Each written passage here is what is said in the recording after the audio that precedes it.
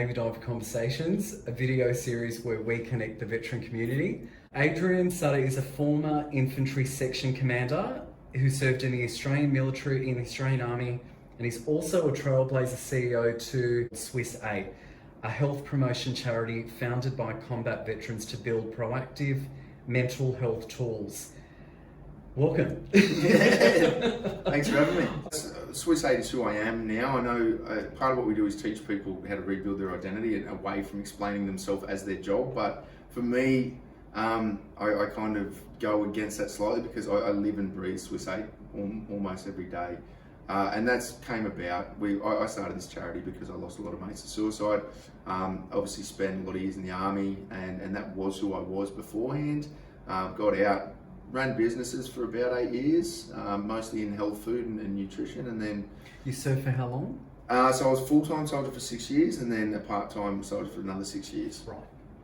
And yeah, that led me to a place where when I unfortunately started losing mates to suicide, I had military lived experience, understanding of what was going on, bit of business, put the two together, and I'm like, something needs to happen here in the mental health space. And yeah, I'm sure we'll break down what Swiss Aid's all about, but we looked at it from the lens of a tech startup, going, there's an industry here, and that is mental health. There's a lot of problems. It's not really working. Can we disrupt it in a positive way? And for us, that was making proactive tools where everything else seemed to be reactive. And it's all about that personal journey of experiencing loss, whether it's your comrades. We've lost some Navy diver guys that have been clearance divers, and it hits home. It's really, some of in the last few years of guys that we grew up with, and guys that have been part of our journey as a business, seeing any of those memorials come up, it's such a heartbreaking experience to think that what desperation was this person in for them to get to that point. And I guess being a catalyst for you to go into the veteran wellness space through what you're doing, I think is fantastic. Yeah, I appreciate it. Grief and loss can inspire some good things. Well, death. A lot of what I talk to is around rites of passage, and we don't really have them in our society anymore, which is a terrible loss, and we're going to try and bring some back. But one of the rites of passage that old tribal societies used to go through was an understanding of death and dealing with grief and mourning in very different ways, and being far more up close with dead bodies, and it was a normal part of society, and we don't have that anymore. So losing people hits us hard, and it sounds selfish when you say it out loud, but a lot of the times when we lose people, the pain is actually our grief in going, I never get to spend time with that person again. It's not so much that they're dead, they don't get to live anymore, it's I don't get to spend time with them, and that's what we kind of have these feelings, we don't know how to process them, and it's because as a society we're so disconnected from death. Yeah, well said, and it really is that's such a good point, that when the loss of someone takes place, you do look at the communication that did take place. Was it regular? Was it not? Could have I done enough? Yeah, no, it's and it all hits us in different ways, but it's part of life. It is, but the big one is preventable deaths. If a death is preventable, I mean most are, unfortunately, but when it comes to suicide, they realistically they all are, and it's what gets us the most in ourselves is when we start to think about what kind of pain was that person going through that led them to taking their own lives, and that's kind of destroys us when we start to think try and empathise and feel like what were they going through when they got to that point. But death is a natural part of life. Sometimes, I mean, military people have a lot more exposure to it. We become okay with it. Unfortunately, I think that even plays into when people are in immense pain, but they're also comfortable with death because of military experience. Does that open the door to go, hey, suicide's a really viable option here? And that's something we're going to explore as well. But yeah, it's a problem. We need to solve it. It is, mate. And I rewind back in certain chapters of the last few years when I was speaking to certain military mates that unfortunately did end their life. And you do rewind and you think, could have I done enough? And you sort of beat yourself up and you think, yeah, a lot of desperation questions pop into your mind. But I guess we can't change the past, but we can certainly work towards being there for our most vulnerable moving forward. And there's certainly people that are experiencing pain all across the world at the moment, even in our country.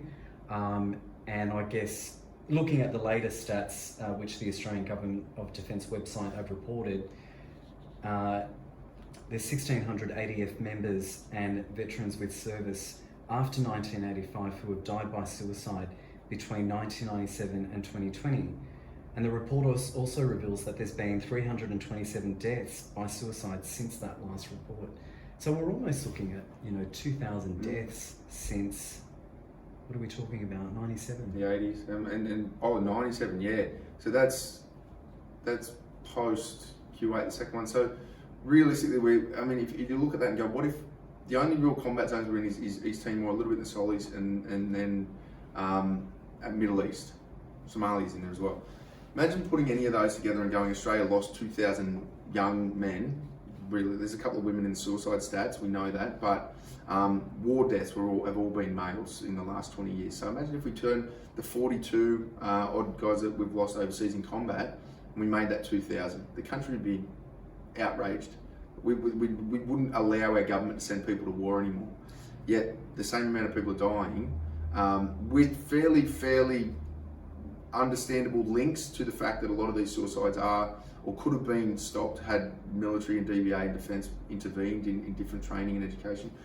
So yeah, that's the way I think the public needs to look at it. 2,000 is too many, one's too many, we know that, but we morally accepted 40-ish, 42, 43 operational deaths, and we didn't go to Canberra setting the world on fire going, you have to bring our people home. Yeah. Yet we sit here and at home we've got 2,000 people that are dead for the same kind of concept, and there's no outrage. And it's like, I'm not calling for outrage, that's not what we want. We want solutions, not just whingy people, but we need to pay more attention to this, and we need to put more emphasis on it. And it also, to get proactive, it all starts with defence. The minute you join the military, you need proactive resilience and mental health training. Yeah, right. How do you feel vets can get that outside the military? Where to find that kind of training, education? Yeah. Mental resilience, those tools. Generations gone by, it's part of life. Like, again, going back to rites of passage, we used to have these rites of passage that got you ready for the next stage of life. And we used to have within society, certain rites of passage to become a man, for example. And then that's supposed to give you the tools to be able to navigate the world as a man in this kind of society.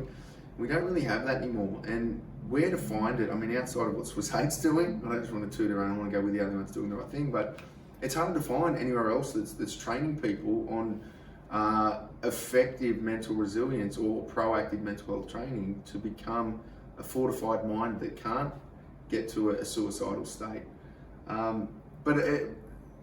What we're doing is looking at the identity piece and the purpose piece, and the big one's tribe.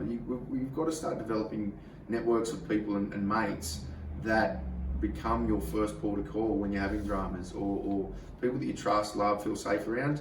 That's where we need to turn. We need to re-emphasize or rebuild social structures that support each other. And there's a lot of education that's got to come with it. 100%. And anybody that's at home suffering right now, it's the basic fundamentals, or I would even probably like to tell the audience that it's so important to surround yourself with at least one person who validates you. And by means of saying that, I mean that when I mean someone who validates you, I mean someone that believes you, that cares about you, and tells you that your pain matters and that it's real. And then I would probably say that there is a way to regulate yourself. You got to be brave. You got to keep breathing. You got to be brave to keep going. And I think people get frustrated with themselves. Why am I not getting better? What's wrong with me? And you know what? There's nothing wrong with you, but there is something that's not firing right. And that's something that any individual that's in that position needs to pay attention to. And it's not easy. Yeah. Yeah, it's not, and you're 100% right. I'm probably going to go down a rabbit hole, so you might have to pull me back on this. But something you just said then, we still don't, as a society, understand mental health. Hardly at all. So the social science, the psychological sciences are less than 100 years old. So we've got a long way to go to understanding exactly what's going on. And I think one of the main issues is when we first started looking into it, we put mind over here and body over here, and we said mental health is a mind issue, not a body issue, and that's over time becoming factually incorrect. And that the idea of that makes people think they've got some weird taboo problem that they're not allowed to talk about. When if we looked at it to say, hey, your brain's not functioning properly, you have a physical issue in your brain, and maybe for some parts of it we haven't figured out what that is yet, but it makes it, for me anyway, for the people I've spoken to, it makes you instantly go, that's something that's fixable. It's normal. It's a physical issue that I can get treated and overcome and move on and be a normal person again. Whereas at the moment, when we're putting it like a mind virus or a mind issue, where most people believe once you've diagnosed with some kind of mental health issue, or given a diagnosis, that's you for life. It's like, it's not true. They're fixable. There's plenty of really good psychs out there that can, and plenty of testimonies from people to say, I was diagnosed with PTSD, I did this treatment, now I'm good to go. Exposure method training. Yeah, there's a few different ones out there. That's just one bit. The idea is that most of these are fixable. You have to put the work in yourself. You can't go and take a magic pill. Any anxieties, SSRIs and that don't really work. I mean, they've been proven not to work. I'm not a doctor, so don't take my go and speak this site, but they've been very well proven that they don't beat placebo in treatment. So, but there is techniques and tools out there. You've got to put the work in though. If you go and do a treatment course to overcome anxiety, you have to work harder. You've got to want to fix it, and that's an issue for some people too. But now I've forgotten what you were originally talking about because I'm going down this rabbit hole. But they're treat it like a physical issue, and that will help you reduce the stigma in your head. Totally. And I think most importantly, so Adrian from SwissAid, so your website is swissaid.org. Yep. Adrian. So anyone that wants to, better their mental health, or if you're a veteran struggling, or you feel like you've lost your tribe, you feel like you've lost your identity, or you're suicidal or depressed or anxious, reach out to Adrian Sutter from SwissAid. Fantastic resource, and really impressed with the work that you guys are doing. So swissaid.org or SwissAid on Instagram, guys. The team and Adrian are more than happy to listen to, what you're going through, and we'll give you the tools and maybe some resources that their company offers to hopefully, aid you in getting better. So there's a little bit about SwissAid. And going back to your point, Adrian, I think mental health can be an invisible injury, and that's where the displacement can take place in the current society that we're in. Across the world, there's stigma attached to it. The things that we can't see and the things that we don't understand scare us, and it's hard to be able to talk about something that perhaps a lot of people don't feel, right? And that's okay, because that's why we share these stories and we talk about coping mechanisms, groups like yourself that validate that people are not on their own. You got to put the work in, like you said. You're your own warrior. So you've got to find the bravery within yourself to put your hand up and say something's wrong. That's the first step in healing. But we're going to talk a lot about that a little bit later. So I'm going to backtrack a little bit, and we're going to sort of, talk about what was your early upbringing like, Adrian? What was early life, teenage years, or some notable memories and achievements? I loved my upbringing, but it definitely had its flaws, and that's what I believe built the resilience to get me to the point where I'm still alive at 37. I grew up in Dudley, amazing part of the world, on the coast, just 2 hours north of Sydney. So Dudley's in New South Wales? Yeah, just a couple of beaches south of Newcastle.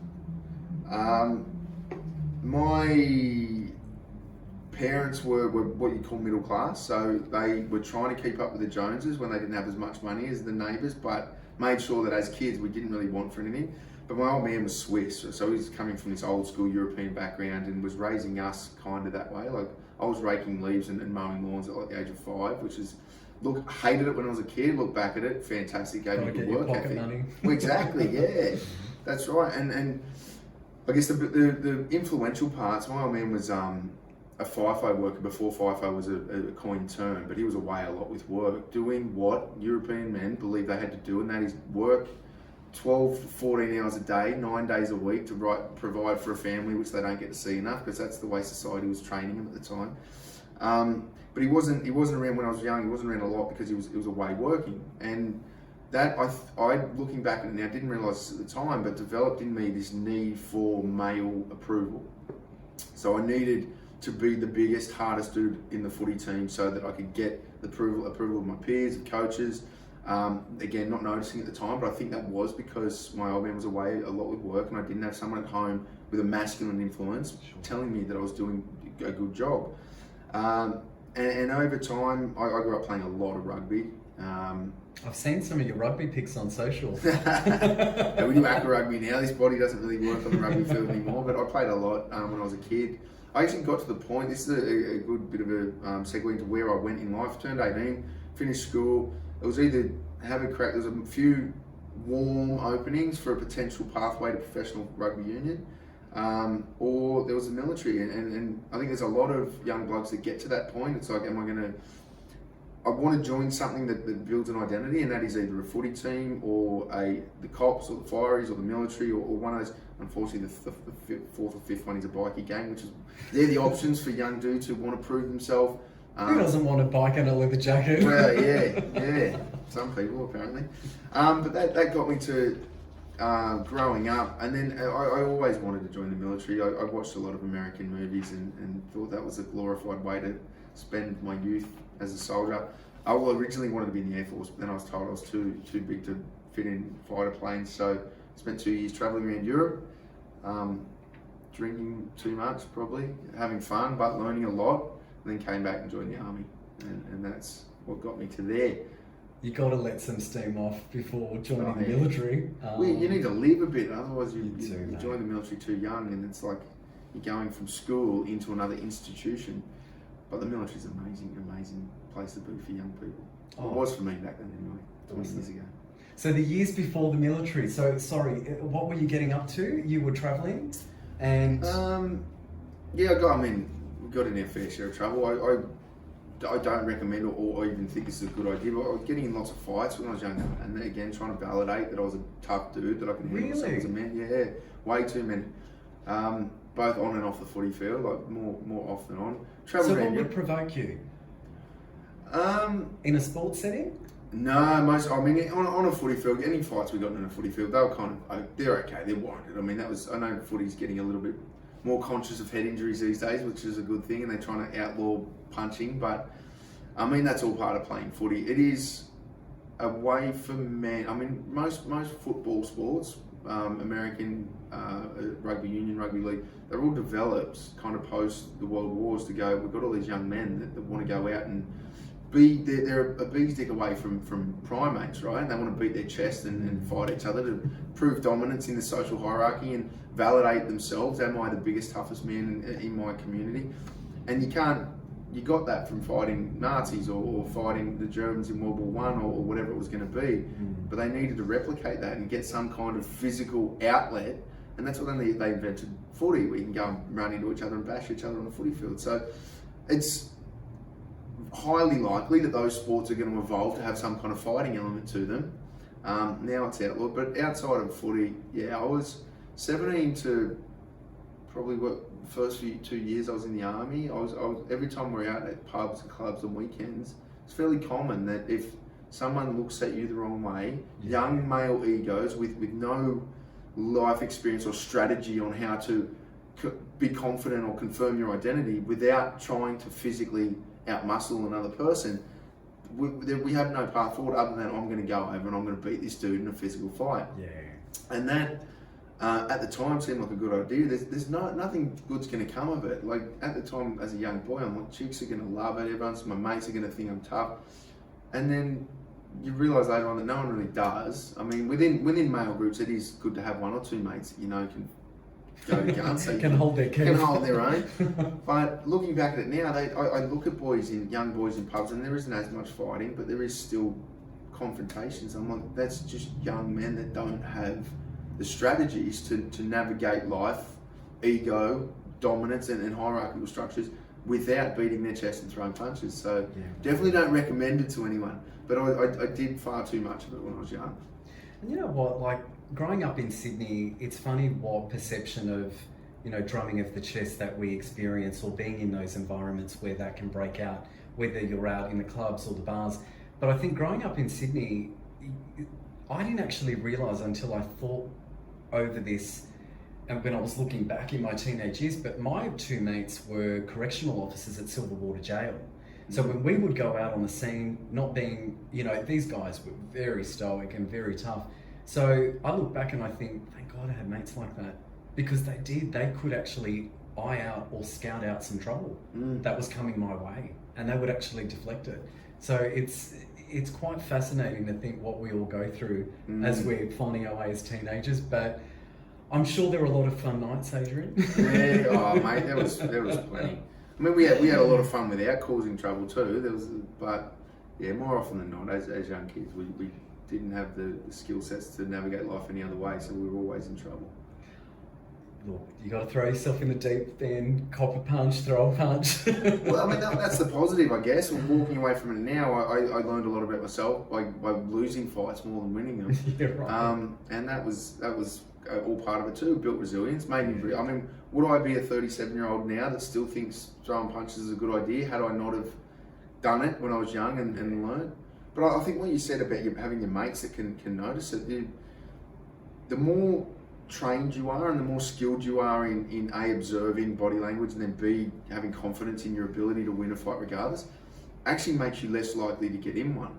And that's where we're kind of at now. The boys that I hang around with a lot, even the guys that are still in, the most elite trained people in Sydney, never going to get in a fight, not a chance. Like you could go as far, well, I wouldn't recommend anyone do this, but you could go and throw a beer on them in a public place and they are not going to punch you. Yeah. They're going to de-escalate it and they're going to make sure that you don't do it again. Yeah. But they're not going to go into guns in anywhere in public, or even without a crowd, because they know, they're confident in who they are. Yeah. Their ego's not threatened by someone trying to pick a fight with them. They know that if it ever does escalate, they're going to win. Yeah. And there's just no need for it.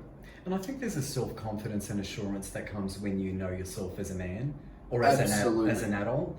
Because you're right, a teenage mind versus a late 30-year-old mind, there's hopefully an assurance that takes place in our life. So you're in a very different space in life. And like you were saying about any individual that can hold themselves without losing their cool, that's life experience.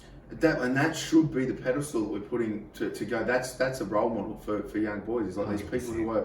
I mean, Jordan Peterson talks about this a lot, and he's like, who's George Peterson? Jordan Peterson is a Canadian psychologist. He's a Jedi when it comes to understanding the human mind, especially in this landscape we're in at the moment, where to be a masculine male is not kind of overly sexy to woke society. But he puts forward the idea that you don't want to be a harmless person.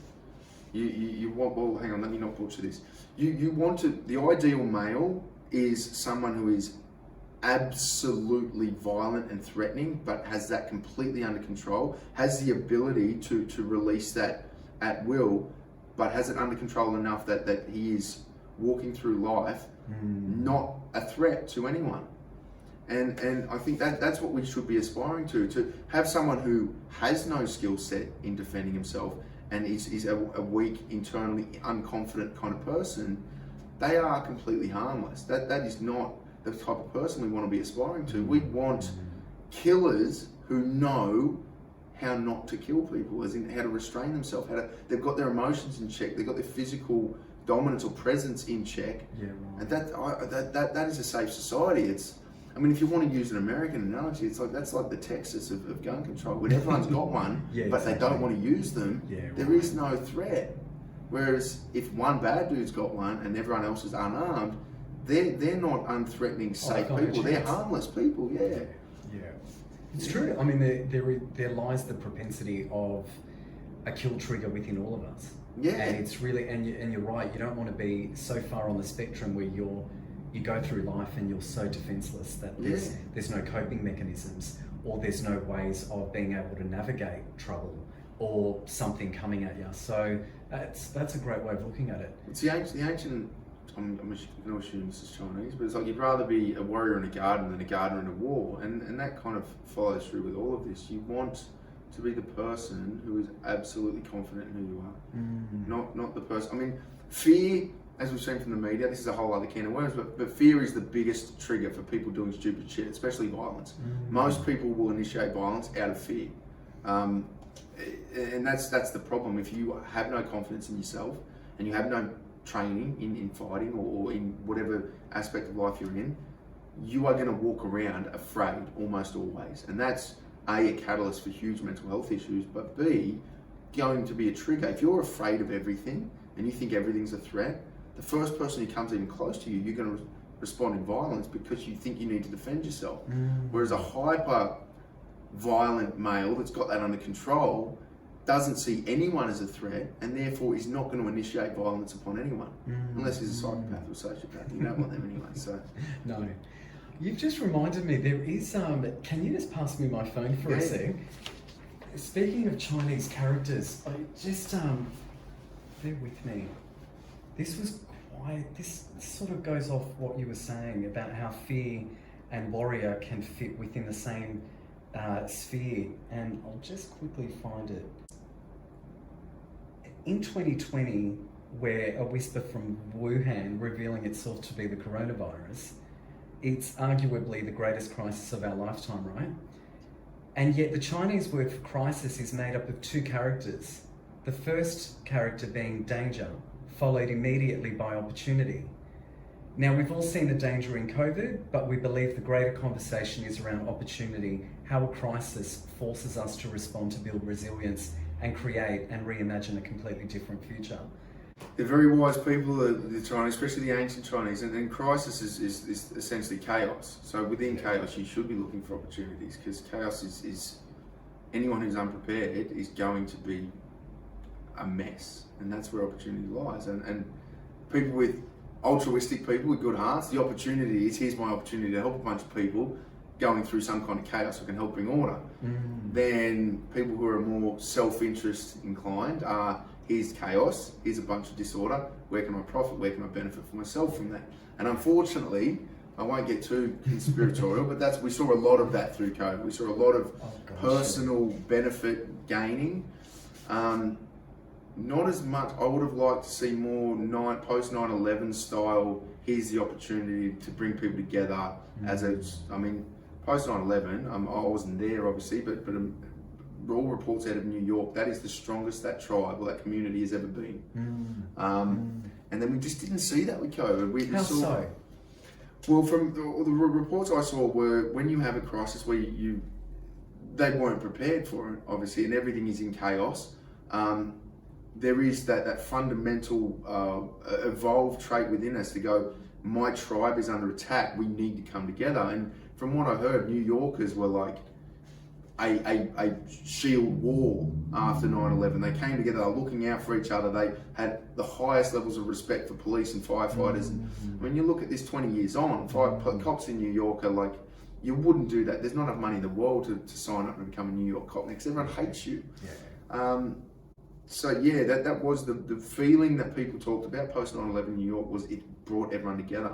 COVID didn't. COVID pushed people further apart, and that's because the people, our leaders, instead of going, the opportunity within this chaos is to bring people together, unite them, get them behind one idea.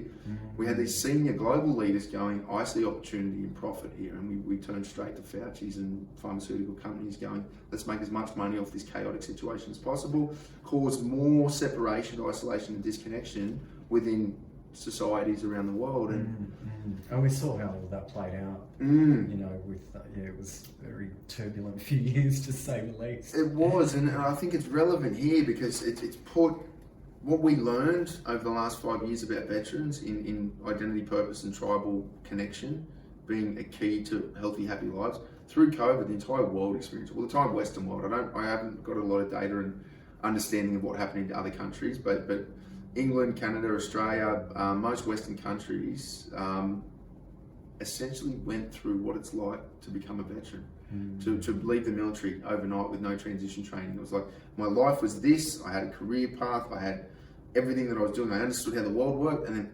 overnight everything changed, and it was chaos. And we just disconnected. We don't know who we are. We're anxious about, am I going to have a job next week? What a great contrast. It's the same. What a fantastic contrast that you've drawn between a veteran leaving his tribe in the military and how people in the Australian community and Australia in general, COVID hit, and what is my purpose now that COVID's in play?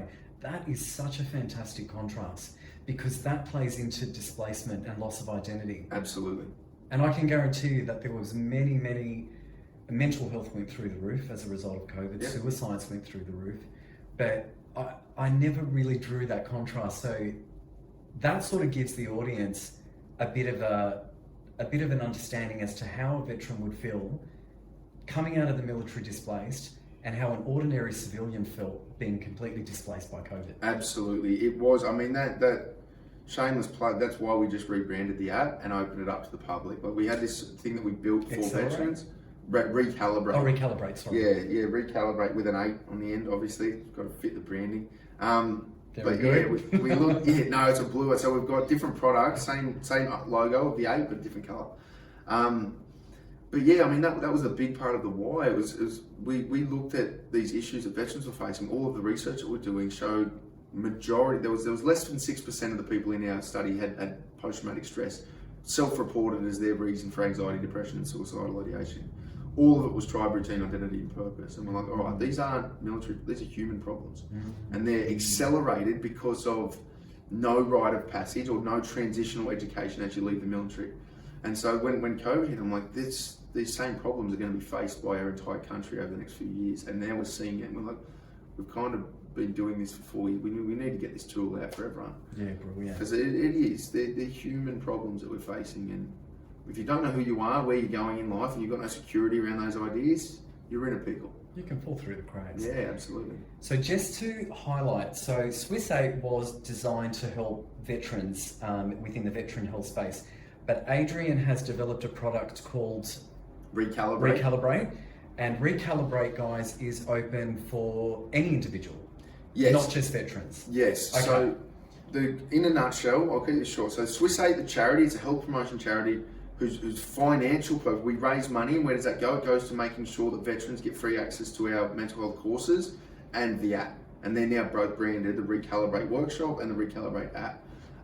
They are available to anyone in the general public at small fees, obviously, and that's the money we use to keep the charity running, to keep veterans having access to these things for free. Brilliant.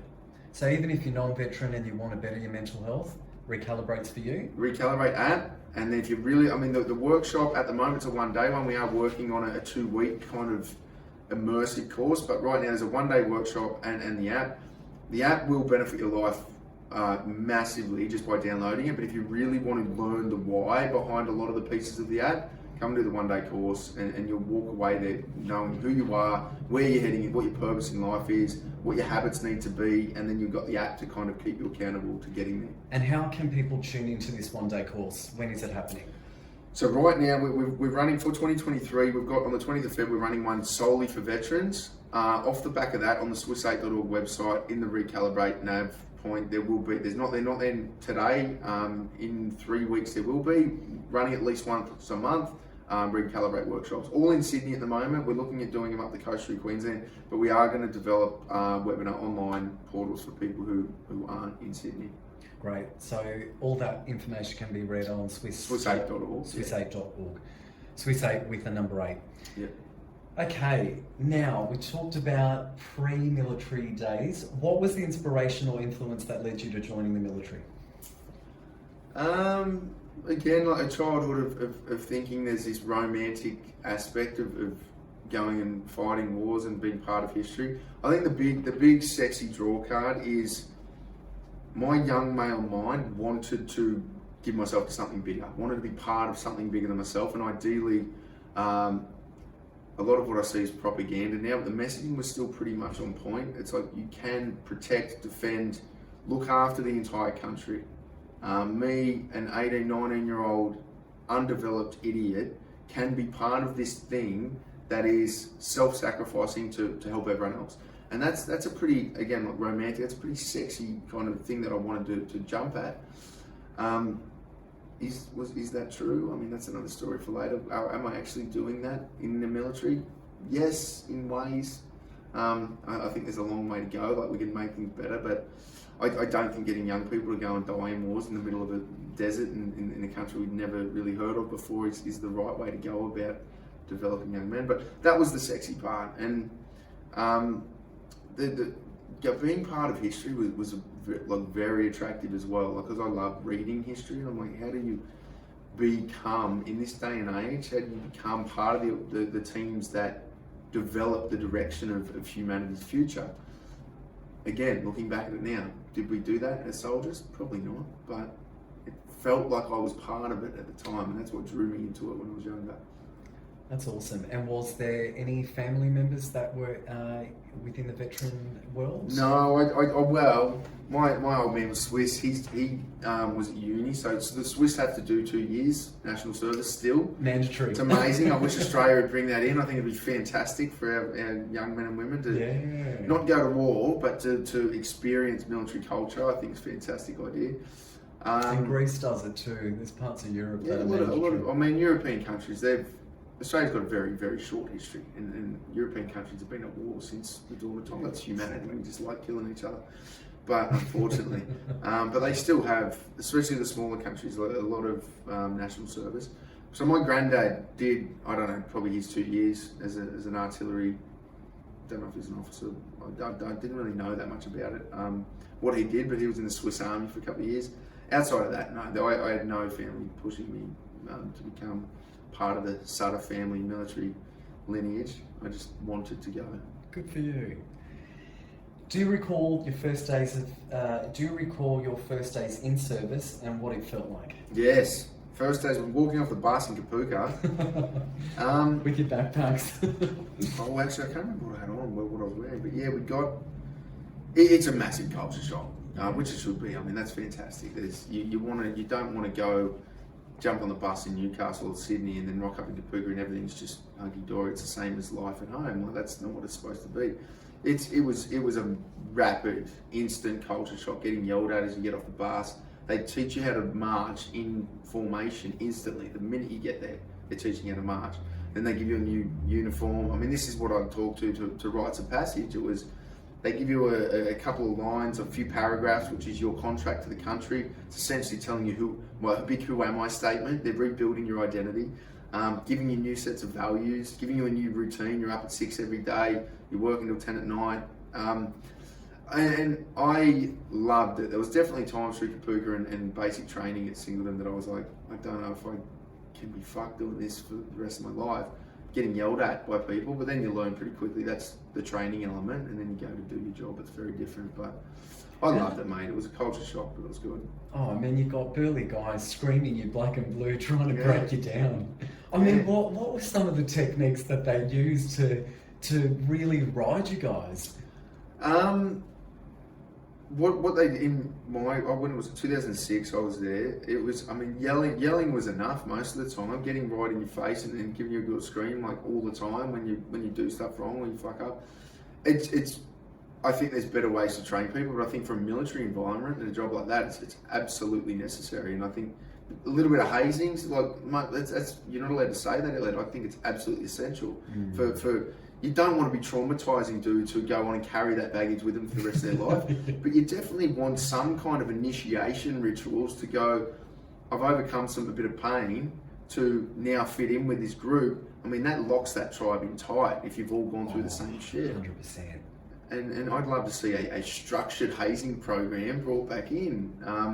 Again, vetted by performance coaches to go, this is going to make them resilient and strong, not traumatised and broken for their whole career. But I think there's absolutely a need for it.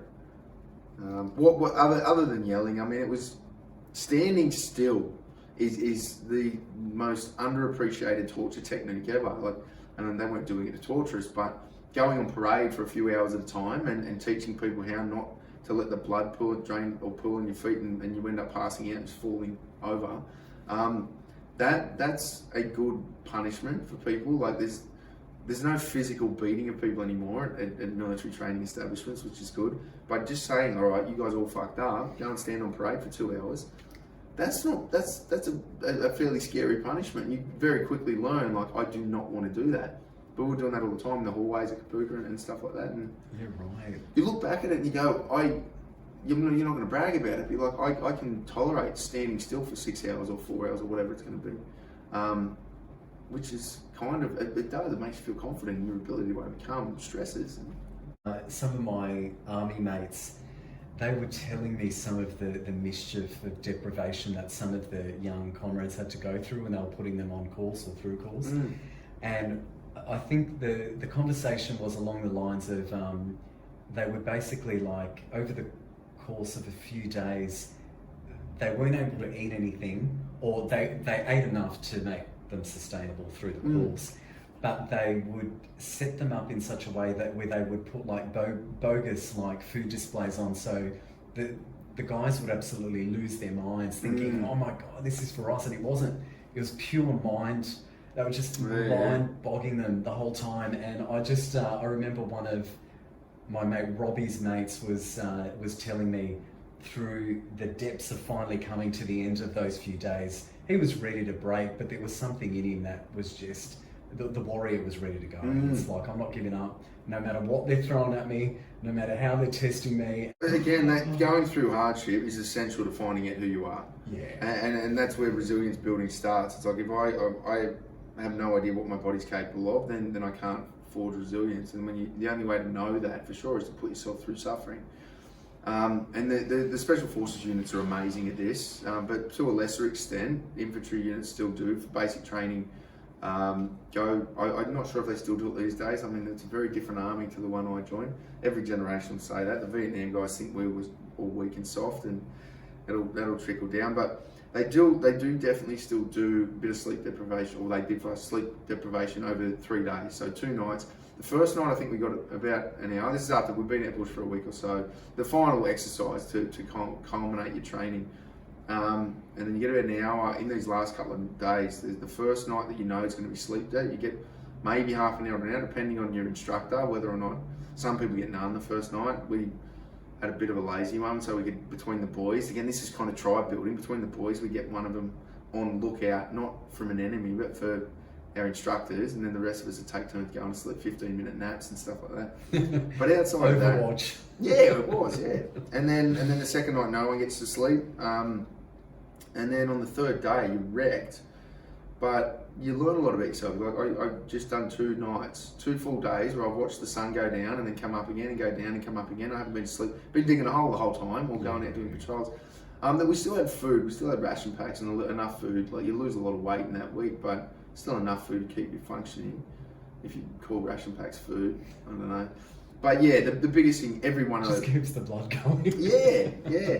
But every single person that finishes that course goes probably straight to the pub, and then they've got stories, and they're within that group, they've fortified themselves as a tribe of mates, and you've learned a lot about yourself. Like, I can go through some hard shit, and it didn't kill me. So I grow, learn, become stronger because of it. Yeah, right. And speaking of that sort of, concept of brotherhood,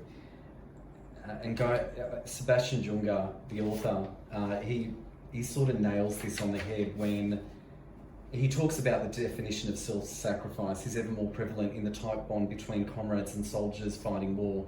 And that sort of goes hand in hand with the hardships of going through course, let alone fighting war. And he calls this brotherhood the core experience of combat. The willingness to die for one another is a form of love and is a profound and essential part of the experience. It is also evident that combat veterans feel like their life has taken on a whole new meaning when exposed to combat or dealing with the loss of one of their own comrades. And I'm just going to reference a psychiatrist here. So according to psychiatrist Jonathan Shea, the terror and privation of combat bonds men in a way that the word brother only partly captures. Men become mothers to one another in combat. That's true. Absolutely, it's true. I mean, I thankfully never had to kill anyone. So, but there is a bond that comes from that. And I only learnt this just recently. We did a podcast with a psychiatrist, Trail Dowie. I'm not butchering his name. He's one of the most interesting humans in Australia, I believe. But he taught me that the phrase or the saying, blood is thicker than water, I used to think it meant if you share blood, as if we're biological brothers, that's thicker than water, which I didn't really understand. Like a bloodline. Yeah, so your blood relatives are tighter than anyone else. And he's like, no, that's backwards. He's like, what it's saying is, if you share the spilling of blood with people, it forges you stronger than if you shared your mother's waters. So when it says blood is thicker than water, it's like bonds forged in combat are far stronger than blood relatives. And that fucking blew my mind. I'm like, wow. It makes so much sense, because it does. Like, I'm very close with my blood brother now. I wasn't so much when I was younger. My mates from the army were I would have considered in my 20s far closer to tight brother, and we are still extremely tight. I'm only saying that my actual brother is within that circle now too. But the brotherhoods I forged in the military, even without having to end people's lives, just going through training, going overseas, fighting wars, it made us tighter than anything, and that's far tighter than blood brothers. Exactly right. And reading Jonathan Shea's extracts and some of the things that Sebastian Julian talks about, there's almost like you feel, there's a psychological bonding. Call it what you will, but that really bonds comrades or soldiers in a very unique way. Absolutely. I'll have to check out this podcast. Yeah, the Trevor Dowie one's extremely interesting. He's a very interesting dude. When did you release that? Oh mate, you don't have to ask me because I've got no idea. It was a couple of months fair ago. enough. It's fairly recent. Where can you find it?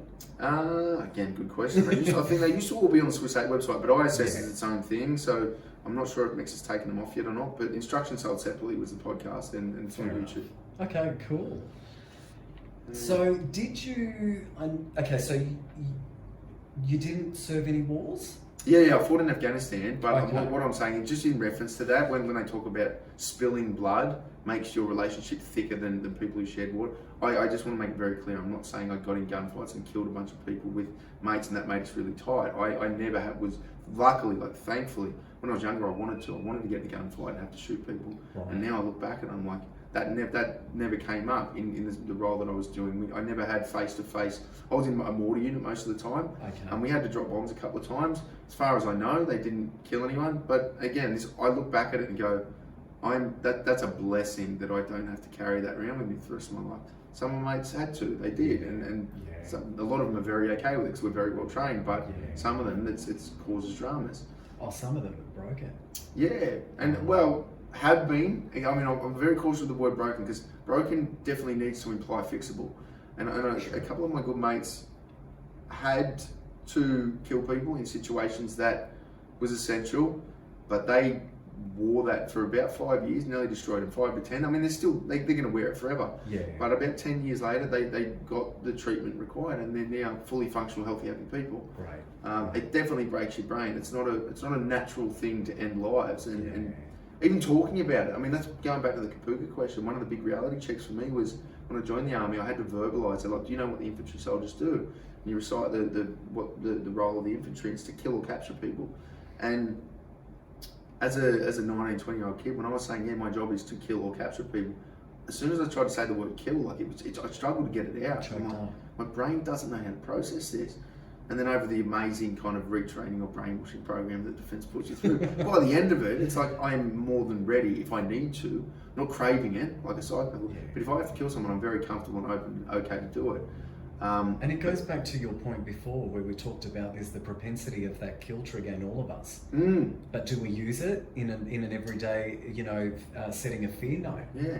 But like you said, you go through the training techniques of Kapuka, and it's like, well, if threats coming at you, you've got to be trained to kill. Yeah. So, same as the society of death concept we were talking about before. The more exposure you have to a topic or a subject or an idea, the more comfortable you become with it. Yeah, right. And that's, I mean, it's a tough thing. And even the boys overseas, I mean, we'll touch on the fear factor, but getting ready to go on patrol for almost everyone for the first handful of times, scared shitless. I'm either going to get killed or I'm going to have to kill someone. Yeah. And you don't know which one's more scary. Oh my God. The magnitude of that. So you went to Afghanistan in what year? 2009-10. We were there, over years. So. And what war was that? What war was breaking out at that point? The Afghan conflict was going for 20 straight years, but Our role at the time was to go and train Afghan soldiers to essentially, hindsight's a hell of a thing, but the goal was to train them to the point where they could control and defend their own country. We could leave safe, stable country. Yeah. Clearly, that didn't happen. But that was the goal. We were over there. Australian soldiers were over there. Special forces units on direct action, kind of hunting bad guys. We were over there training local soldiers, teaching them how to patrol. There was engineer units building schools, hospitals, whatever they were doing, medical stands. And our primary function in my unit was to train and mentor the Afghan soldiers, go on patrols with them, show them how to, obviously the Taliban's going to pick up and fight you regardless of whether you're there to train them or just to fight bad guys, but that was the goal. And that was your main job assignment? Me personally, I was in a mortar detachment, so I was out in patrol bases or out in cars, a couple of times on foot, but not so often. In Overwatch, like with the boys on patrol, a couple of 100 metres up in hills or wherever we were going to be, setting mortar tubes up, getting ready to drop bombs. And we didn't do a lot, to be fair. Did you see combat? Well, it depends what you want to call combat. Like the closest I came dying, dude shot an RPG at me. It missed me by about, I'd say about 10 metres. I was standing on about 1,000 litres of diesel at the time, so it would have been quick, which is good. And then there's a couple of times that we got 1 or 2 rounds, like personally got shot within 10, 15, 20 metres. Not at me, I would assume. It's probably the guys in front of us. The guys I was with got in a lot more gunfights than I did, because I only went on a handful of foot patrols with them. The rest of the time I was in the cars ready to support if big conflict opened up. Got it. But yeah, there's a few scattered RPGs. There was a few random mortars that came kind of nowhere near us because the other team isn't highly skilled, thankfully. But yeah, most of the real brutal gunfighting was done by special forces units. Yeah, right. Yeah. And I've certainly chatted to some of the special forces guys, and they've got a few stories to tell. Yeah. I mean, they did some amazing work. Unfortunately, at the moment, there's a lot of negative shit coming out.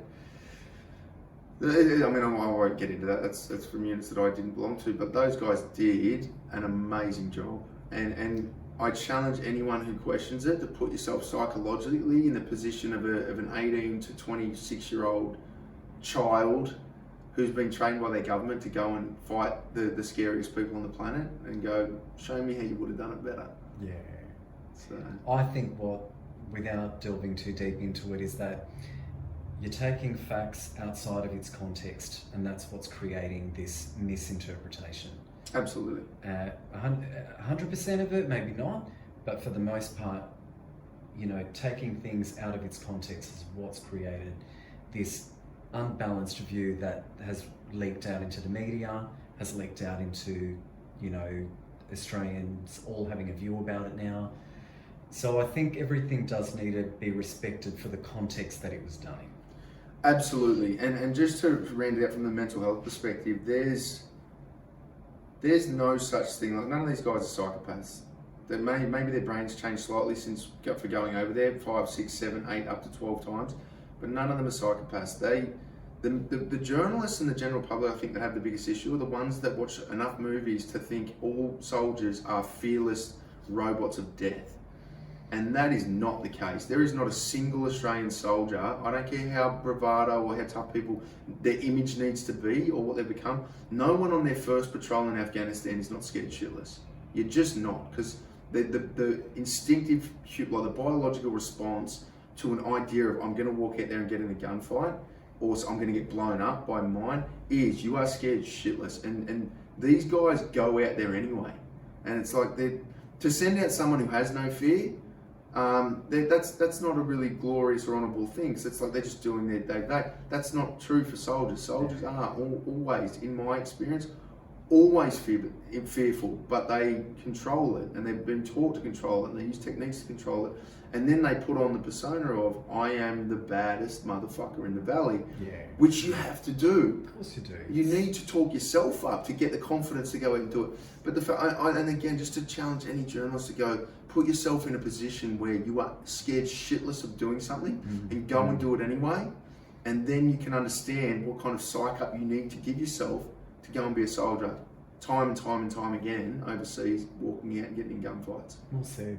It's that psychological amp up in your mind, because you've got to unnaturally amp yourself up to be that beast or that warrior. And Absolutely. yet, you know, it can be so uncontextualized. Good point. Tell us about a couple of your most memorable experiences. In the army In or in life? In military world. Both. Yeah, both. Well, I mean, to be honest, I mean, a lot of my most memorable experiences are in the military, because that was my developmental youth stage, but it was also part of the high adrenaline, high excitement kind of part of life. Going to Afghanistan was a big one. Going to Timor, I was in Timor in 2007, and that was a huge eye opener. Like, I hadn't seen a lot of the third world, if Timor was still classified as a third world country, but seeing how the other side lived was a huge eye opener, and that was a life changing kind of experience. There was a big culture shock coming home again. Way more brutal coming home from Afghan and seeing a world, a society where these people have only seen war. They're taught for decades. It's all they've seen is war, and that's become part of their life. And they're living in near poverty, and education's terrible. Like, some of the stories of the shit that some dudes were doing to their wives through lack of education in how human function is. I won't go into detail, but the lack of education and the way these people are living, and then getting on a plane and a day later being in a nightclub in Townsville, like, I didn't know what, my brain was struggling to process. But that kind of cultural exposure is my favourite parts of life, and again, favourite parts of the military. Timor, that's when I got the first kind of eye opener. I was like, this is how people live in Sydney. Very, very privileged, for lack of a better word. And this is how people live in East Timor. And it's a culture shock. Well, the biggest shock for me was they're all smiling and we're all grumpy. And I'm like, there's a problem there. These people have got nearly nothing.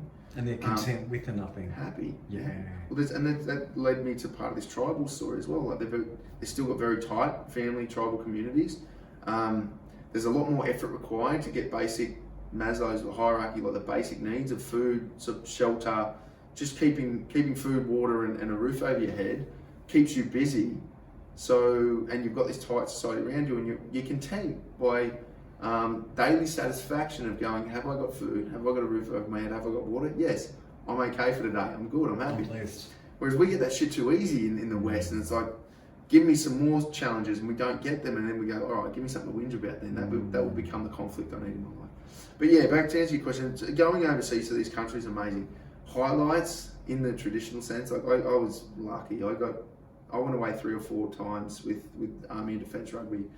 Went on a month or a 2.5, 3 week piss trip, taxpayer funded piss trip of Germany and France, which is terrible. Playing rugby. There's nothing wrong with that. New Zealand, yeah. I mean, my military time in the military, the full time part of it was amazing. I didn't spend a lot of time in Australia. So I want to draw a connection here, because I'm one of my close mates that I did on a podcast is Nathan Herbert, and Nathan talked avidly about being, he loved football and Azuri rugby, and being a part of that real brotherhood of getting competitive on field, and it's nice that you also shared that experience as well. Yeah. Because I think, and we were discussing this before, that contact sport, beyond the realm of being a part of the military or as part of the military, is so important for soldiers to actually be competitive with one another and to get involved in those extracurricular football activities and times away. So how was the experience when you went away? I mean, rugby I was essential to me. Like, I love it, and it's for those same reasons. Like, everything you talked about, And were you pretty good? I wasn't bad. Like, I've made the teams like Army and Azuri teams. Definitely could have been better, but I liked the social component of playing rugby more than I liked.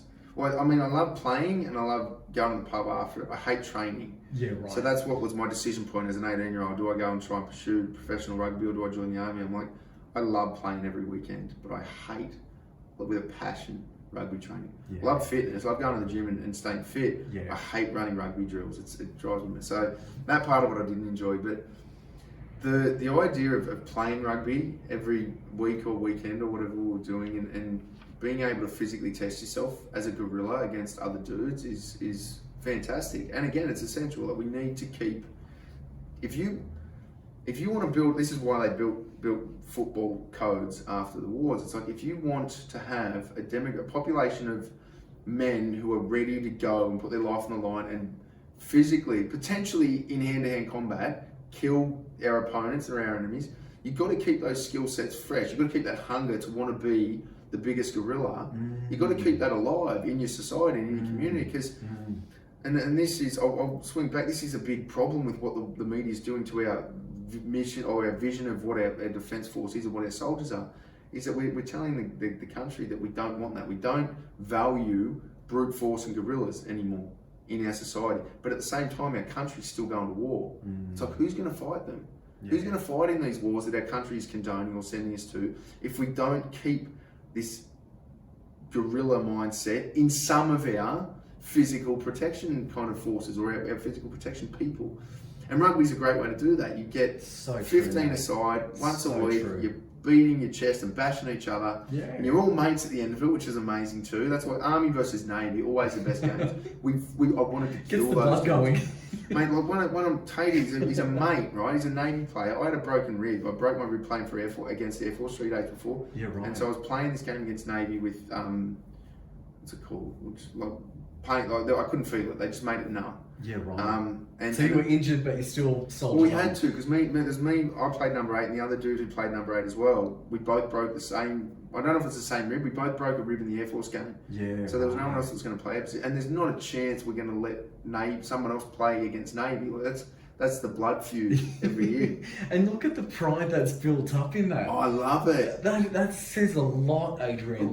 It's like, let's take some painkillers. We're going in there. Oh, absolutely. And that was it. Like, we wanted to kill Navy when we played. And Tatey, like, it makes, when you play Azra, you meet all the Navy boys and become mates with them. But then Tatey's on the ground. He saw me on the ground. He started like rubbing his hand into my rib and trying to punch me in the rib. And I'm like, that's pretty fucking gross, mate. Oh, but then at the end of it, I'm like, that gave me more fuel. Like, I wanted to rip his head off. It's like, we're on. But at the end of the game, it's like, let's go and get a beer. It's done. That's it. We're actually mates. But you need to. It's like a muscle you need to train. You need to train that aggressive part of the male primate in your brain to keep it fit and relevant and there for when the time comes that we need it. You can't just break glass in case of emergency. Because once you break that glass, if there's no trained guerrillas behind the glass, your country's in a pickle. So true, mate. Those primal instincts the Australian Defence Force should really advocate for a lot of, football should be inclusive. They should never sort of take that away from you guys. Because like you said, it goes hand in hand with building those primal instincts on and off the field. Yeah. And I think the Australian Defence Force still put funding behind it, but how is it treated at the moment? Sport? Yeah,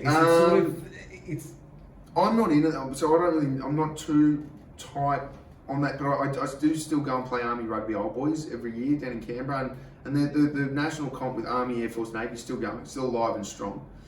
It's different.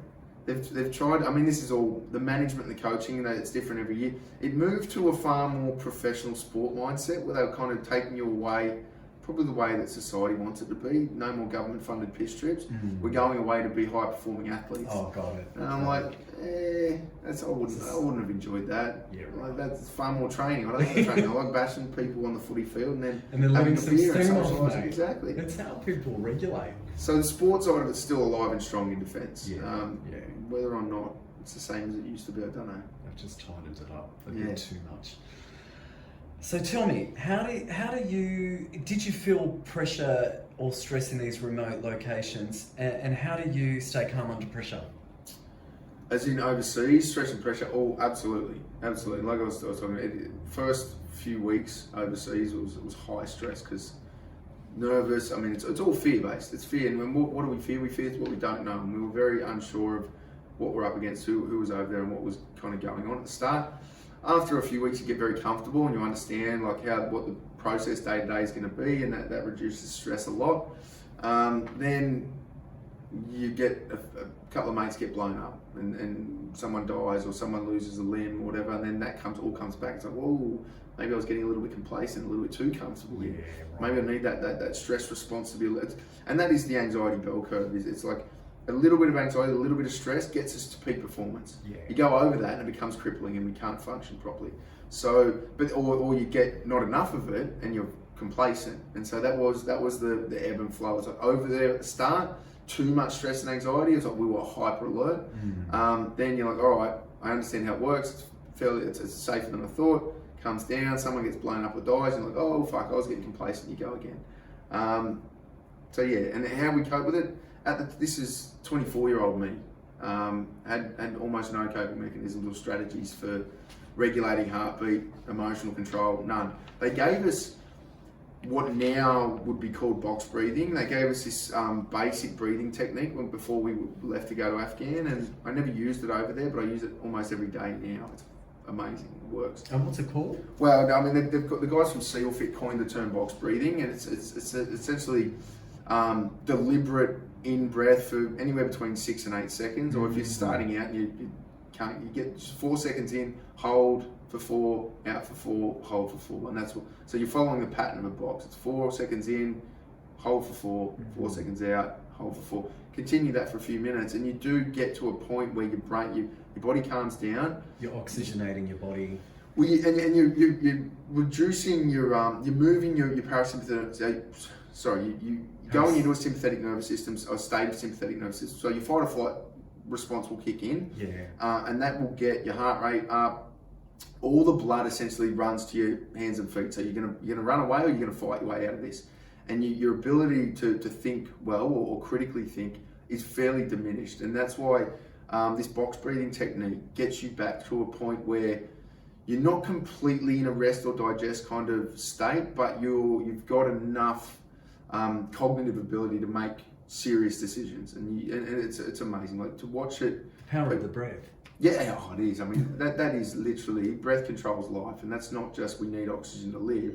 You can regulate every mood, every emotion you've got through different breathing techniques. Absolutely. I've recently, in the last year, like I was telling you at Double Bay, tapped into the science of breathwork and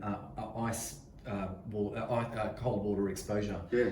And I sort of understood the cold water exposure element, but I had never really tapped into the fundamentals of breathwork. And working with a guy called Zachary, who's down in Thirroul, awesome guy, and he's got a studio, and we basically practice, some various breathing techniques, and my body started to tingle. I thought I was having an out-of-body experience. My brain was trying to catch up with what my body was trying to do. It was the most incredible experience that I'd ever felt. Was that pre ice baths? So we did the breath work before I submerged into. So more than likely Tumo breathing. So Tumo, it's like Wim Hof's made it famous now. Wim Hof's the Iceman.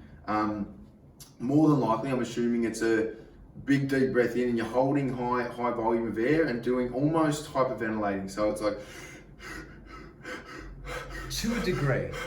Well, that kind of model, it's like the ancient Tibetans, I think it was, that were doing it in caves to warm themselves up. And that's like you're over-oxygenating your body, and you start to tingle, and you can get to a point.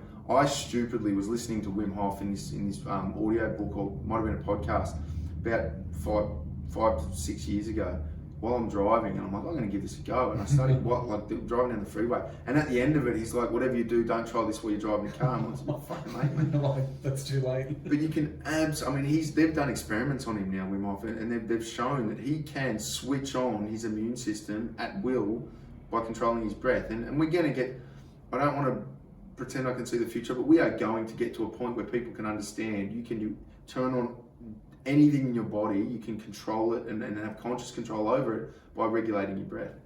And I mean, people who still think that meditating or doing breath work is woo-woo and it's for hippies, I'm like, take the context of dudes with flowers in their hair meditating on the beach, ignore that and look at it as high performance breathing techniques. Yeah. Because we've all done them. Like for military, the first thing they do at the range when you go to learn how to shoot straight is they teach you how to shoot on an empty lungs, like how to control your breathing so that you can shoot straight. And it's like, That's breath work. Yeah. It's just meditate. It's very powerful. Look, we didn't do such aggressive Wim Hof techniques. We did a lot of deep breathing over the course of half an hour. And through those deep inhalations and, exhaling, that's what created a lot of oxygen. And then you tap into your central nervous system and you're able to, it was an incredible way to regulate the body, and it was the first time I'd ever experienced anything like that to the point of that type of breath work.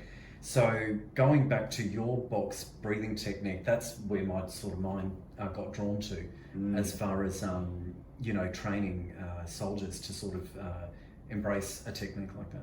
Well, that's what the uphill battle for us is the I guess stigma attached to the woo-woo feminine side of meditation and breathing.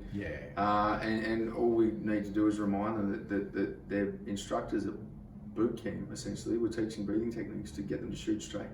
Now you can modify those to get you to think straight, or get you to calm down, or reduce anxiety, or even there's techniques that get you to a point of throwing a few binaural beats and a bit of vibration changing, and you can up-regulate to be happier, more optimistic, which will pull people out of kind of really minor depressive states. How often do you breath work? Me every day, at least once a day. So it's part of my morning routine. I'll do it for 5 minutes in the morning. I've got like a bit of in my routine, I've got a breathing technique that just kind of gets me balanced when I first get up in the morning, and then I use a bit of a mantra to kind of pump myself into like today's going to be a good day, and a few things depending on what's coming up for the day. But I'm big on visualization, and that comes through reciting the same words over and over again. Right. Part of what we've got in the app actually is your who am I statement. Like we hope you develop it. You've got this statement of who you are, because most people don't really know.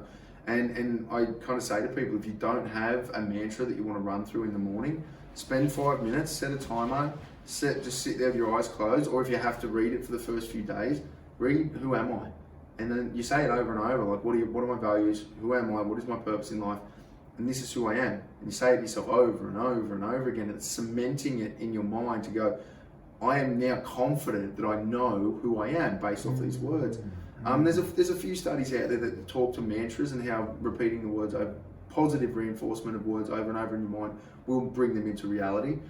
But yeah, I mean, it's through the last few decades, it's the same stuff. We've just called it different things, and sometimes it's like a guru or a super hippie that's preaching it, and we're like, no, that's not for me. We throw the baby out with the bathwater. We say, because they thought it was a good idea, I'm going to say it's not a good idea. Yeah, and all the prejudgment takes place. But every athlete, every business leader that is at the very top of their game that I've ever heard speak, all talk to visualization techniques. They're like, Conor McGregor's a great one. He's like, I saw that I was going to win that fight, and because I knew I was going to become this champion, like I visualized this over and over and over again.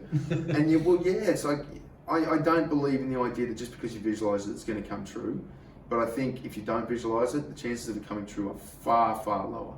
So, and you become more confident in the identity of the person post-victory. And that's half the challenge, is like getting myself, to become this high-performing, winning at life, victorious person.